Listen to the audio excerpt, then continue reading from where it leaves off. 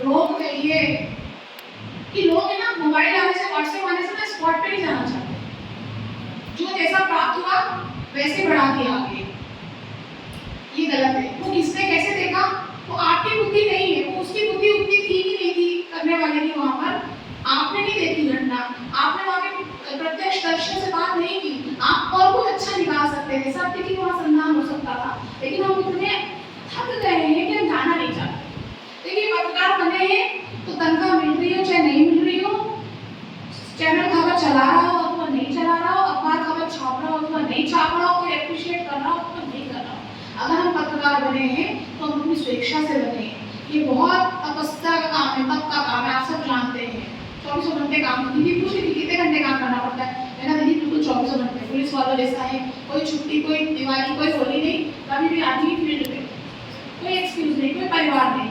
तो हम लोग उस तरह के लोग हैं ना, तो हमें नाराज से अथक सब जगह का चक्कर लगा रहे हैं बिना थके। दूसरा, निडर, हर पत्रकार को निडर बनना होगा।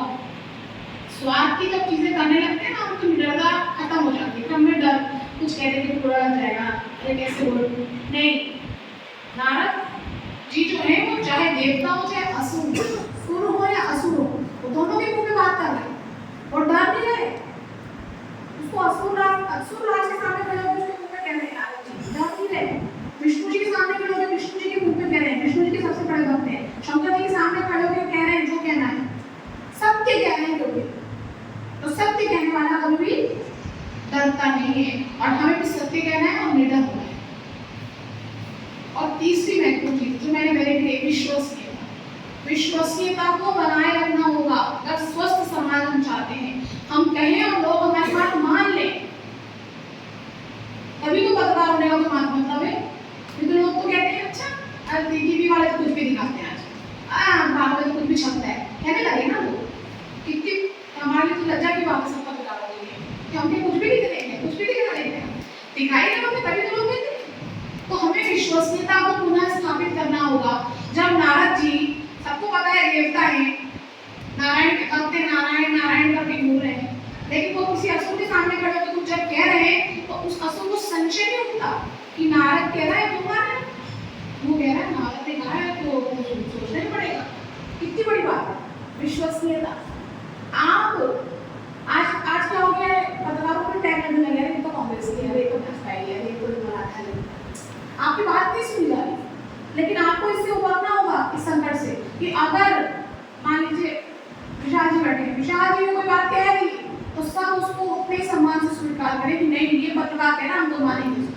अगर नहीं दुनिया जैसे भाई जी से कह रही थी मैं नहीं दुनिया ऐसे में नहीं दुनिया ने लिख दिया तो वो अकाट पे, और कोई खबर नहीं दुनिया ने नहीं छापी तो लाख कोई बात छाप करे कोई नहीं मानता, मतलब कम से कम प्रशासनिक अधिकारी विश्वास नहीं करते थे, वो भी समय हमने देखा।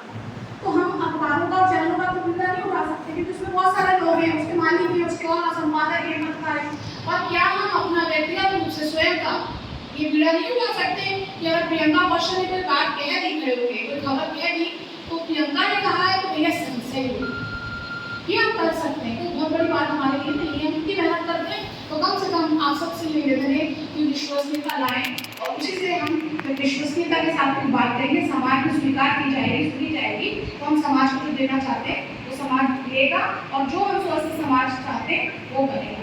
दो बातें और मैं आपको कह के बात खत्म करूँगी कि आप देखिए कि मैं छत्तीसगढ़ से आई हूँ, मैं रायपुर में हूँ, कई सारे चैनल्स में काम किया है, लगातार बस्तर दौरा मेरा होता है, नक्सलियों की हमने इतनी खबरें कवर की, हमारा कई बार अपना सामना हुआ, और 2 से 3 बार ऐसा हुआ कि मौत के प्रत्यक्ष दर्शन भी हुए। तो अब मैं आपको बहुत मजेदार बात बताती हूँ, क्योंकि हम पत्रकारों को ही लगता है सबको कि हम तो बहुत बड़ी चीज़ है, हम स्वयं को मानते हैं अपने आप को, पत्रकारों को ही लगता है। मैं खुद पत्रकारों का मैं स्पेस से गुजरी हूँ, और मुझे तो आध्यात्मिकता में थोड़ा और विनम्र होगी, और मैंने भी उस चीज़ को बॉडी कॉन्शियसनेस को खत्म कर लिया।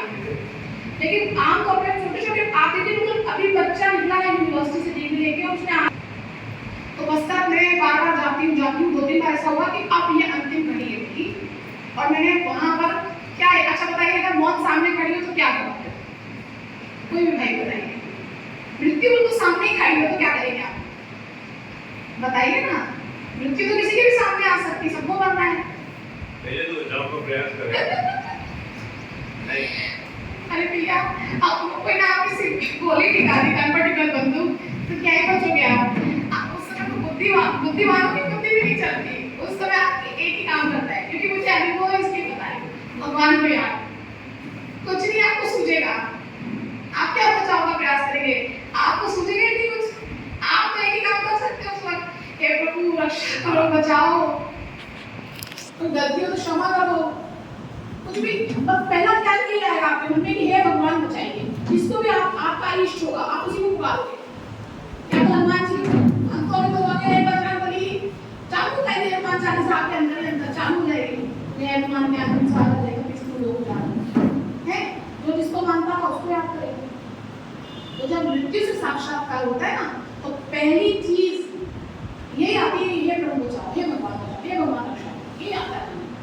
अब आप ये बताओ मुझे कि एक आदमी से आप रोज बात करते हैं, रोज आपसे तो फोन करता है आदमी, ऐसा है, ठीक है, आप उससे रोज बात करते हैं, आप उससे यूज टू बात करते हैं, आपको पता है कि एक बार मुझे दुआ सलाम करेगा ये, एक आपके मन में उसके लिए सॉफ्ट कॉर्नर बन गया, और एक आदमी साथ सालों में आपको पता ही है आपसे कोई काम करा नहीं सकता, करेंगे तो वही आपका संवादक नाम चिल्लाता है, जब तक आपको रस नहीं आएगा आप करोगे नहीं वो खबर। अंचल के तो बहुत ही बदमौजी होते हैं, क्योंकि वो नहीं करेंगे तो उनका कोई कुछ बिगाड़ नहीं सकता, दूसरा मिलेगा कहाँ से? भोपाल में तो 100 मिल जाएंगे, हरदा में कितने पत्रकार मिलेंगे? आप ही हो। तो अपनी मौज फकीरी है, फकीरों का अंदाज रहता है पत्रकार, मौज में रहना, फकीरों जैसे रहना। मैंने देखा दिन भर दीदी दिन भर हम लोग काम करते, धूल मिट्टी में लौटते पड़ते, और शाम को शादी में जाना है तो घर जाके कपड़े बदल के धोने का टाइम नहीं है, वैसे ही लटक पटक चले जाते हैं और सोचते हैं हमको पता है हम पत्रकार है। दूसरे लोग सरदर्श के आगे होते हैं, हम वैसे ही खड़े हो जाते हैं, और सही बात है, हमको लोग वैसे स्वीकार के ग्रहण भी करते हैं। तो अपनी मौज फकीरी है, छूटी पांव अमीरी है। आप भी तो कुछ चुन सकते थे ना, बहुत धन वाला काम जिसमें धन कमाते, अलग बातें, पत्रकार अलग अलग तरह से धन कमाने लगे, उससे भी हमको उबरना है स्वस्थ समाज बनाने के लिए। उस पर मैं नहीं चाहूंगी, वो आपका अपना विषय है का। तो अपनी मौज फकीरी है, छूटी पांव अमीरी है, मन है तुलसी जैसा। कुछ भी कहिए, समाज के लिए खड़े होने वाला केवल पत्रकार ही है। जब किसी को न्याय नहीं मिलता ना पुलिस में, प्रशासन में, तो वो कहाँ आता है? वो पत्रकारों के पास आता है। उसको पता है कोई हमारी नहीं सुनेगा, लेकिन पत्रकार हमारी सुनेगा भी, हमारे लिए लड़ेगा भी, हमारे लिए पंगे भी लेगा, हमारी खबर भी लगाएगा और जाके बहस भी करके आएगा। तो इतना आज भी लोग पत्रकारों के पास न्याय मांगने आते हैं। तो अपनी मौज फकीरी है, छूटी पांव अमीरी है, मन है तुलसी जैसा, हर एक बोल कबीरी है। ऐसे हमको बनना है कबीरी। मेरा कहने वाली हूँ मैं कौन हूँ। तो उस परम शक्ति ने हम बच्चों को अपना परिचय देते हुए कहा कि मनुष्य आत्मा का जीवन 2 चीजों का मेल है। ये 5 तत्वों का बना शरीर जो कि पृथ्वी, आकाश, जल, वायु और अग्नि से बना है। इस शरीर को जो शक्ति चला रही है, जो ऊर्जा चला रही है, उसको हम रूह, आत्मा, एनर्जी कहते हैं, जो इस शरीर में यहाँ प्रकृति के मध्य निवास करती है। आत्मा की वो चैतन्य शक्ति है जो आंखों के द्वारा देख रही है। अभी मैं बोल रही हूँ तो कौन बोल रहा है? ये मुख नहीं बोल रहा है, लेकिन मैं आत्मा इस मुख के द्वारा बोल रही हूँ। सुनने वाली कौन? आज सभी वो चैतन्य शक्ति जिसे हम आत्मा कहते हैं, कानों के द्वारा सुन रही है। अपने अपने स्थान तक यहाँ तक चल कर आए। कौन चल कर आए? आदमी तो चल कर आई पैर के माध्यम से। वो प्रचंड शक्ति अगर इस तन से अलग हो जाए तो ये 5 तत्व के शरीर को उठाने के लिए 4 व्यक्ति चाहिए। तो जीवन की वास्तविकता क्या है कि आत्मा है तो जीवन है। इस शरीर से आत्मा अलग हो जाए तो इस शरीर का कोई मोल नहीं। घर वाले भी इसको 24 घंटा रखने वाले नहीं है, कहीं जाओ इसका अग्नि संस्कार करके। लेकिन हम सभी, खासकर आप सभी भाई तो जाते हैं शमशान में आए दिन। आज का तो मौत का खेल ही चल रहा है, हम रोज एक न एक बॉडी जलाते रहते हैं। उस पल का हमें शमशानी वैराग्य जरूर आता है, पर कभी हमें चिंतन नहीं करते कि मैं हूँ कौन आखिर। अगर हम इस सत्यता में टीके कि एक शुद्ध पवित्र आत्मा हूँ, ये शरीर तो मात्र एक इंस्ट्रूमेंट